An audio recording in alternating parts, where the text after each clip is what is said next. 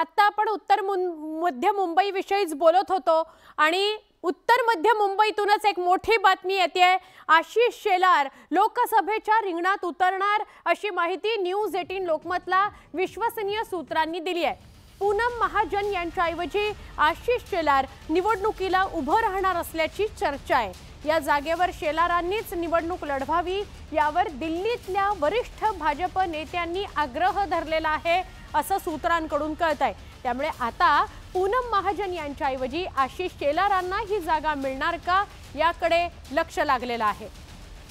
आमचे प्रतिनिधी राहुल जोरी यांना विचारूया। राहुल, आपल्या न्यूज 18 लोकमतच्या प्रेक्षकांना आपण आता काही क्षणापूर्वी उत्तर मध्य मुंबई विषयीच माहिती देत होतो आणि ही आता एक मोठी बातमी समोर येते। जवळपास निश्चित मानायचं आशिष शेलारांचं नाव?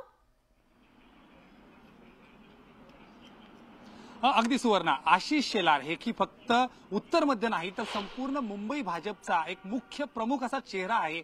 आणि इतकंच नाही तर मागच्या महानगरपालिका निवडणुकांपासून ते अनेक महत्त्वाच्या जबाबदाऱ्या ह्या एकाकी आशिष शेलार यांनी आपल्या एकहाती पार पाडलेल्या आहेत। सगळ्यात महत्त्वाचं म्हणजे ज्या मतदारसंघातनं आशिष शेलार येतात, बांद्र्यातून त्यांची सध्याची विधानसभा असली तरी या संपूर्ण मतदारसंघावर अगदी पूनम महाजन 2 वेळा ज्यावेळी लोकसभा उमेदवार होत्या त्यावेळी देखील त्यांच्या विजयाची संपूर्ण मदार ही आशिष शेलार यांच्यावर होती। आतापर्यंत त्यांच्या नावाची चर्चा होती, मात्र जवळपास हेच नाव दिल्लीत देखील कायम होईल अशी जी माहिती आहे ती न्यूज 18 लोकमतच्या हाती लागली आहे। सर्वात महत्त्वाचं म्हणजे या मतदारसंघातली ख्रिश्चन आणि मुस्लिम मतांची आकडेवारी लक्षात घेता ही मतं जर भाजपकडे खेचायची असतील, केवळ मतं नाही तर हीच मतं निर्णायक ठरतील आणि ही निर्णायक मतं जर भाजपकडे खेचायची असतील तर आशिष शेलार हा एकमेव चेहरा या उत्तर मध्य मतदारसंघात आहे। सुवर्ण, या मतदारसंघाची एक वेगळी खासियत जर बघितली तर ना राष्ट्रवादीने दावा केलाय ना शिवसेनेने दावा केलाय। भाजपच्या कोट्यात भाजपची जागा असताना देखील भाजपलाच उमेदवार मिळणार की काय अशी अवस्था आहे आणि केवळ एक नाव येतं।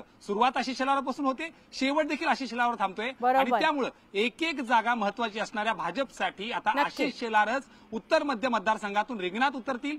सर्वात महत्त्वाचं म्हणजे या सगळ्या